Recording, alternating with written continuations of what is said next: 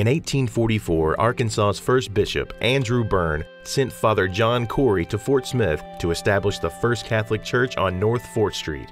This crude building was in use until the eve of the Civil War.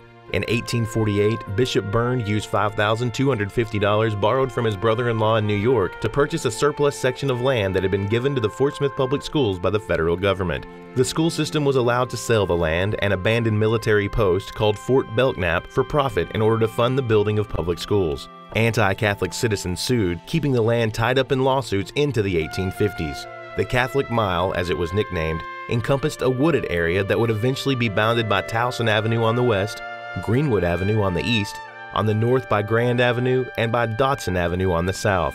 640 acres in all. By 1851, Bishop Byrne established St. Andrew's College for Boys in one of the old Camp Belknap buildings located to the north of the present church building beside General Zachary Taylor's old residence, which had been converted to a convent for the Sisters of Mercy. The outbreak of the Civil War disrupted the operation of the school, and the sisters turned to nursing injured soldiers of both sides. Monsignor John Michael Lucy, in his old age, recalled when William Clark Quantrell and his raiders camped across Rogers Avenue on church grounds in early 1863. When one of his giant raiders entered the school in search of a burning log to start a campfire with, the frightened students escaped out the windows in all directions.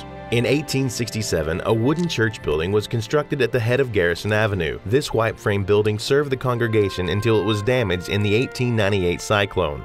The wooden church building was moved where today's IC School is located and used as a hall until 1930, when it was moved to North 8th and R Streets to serve the African American community as St. John's Catholic Church. The 1867 building still stands today, wearing a brick veneer.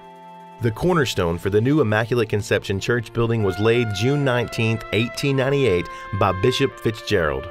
It was designed by Adolphus Druding of Chicago, one of America's premier architects of Catholic church buildings in the Midwest. Rudolph Metzger, a church member, served as the general contractor and furnished the woodwork. Thomas Spencer was in charge of the brickwork, displaying the classic details Druding is known for.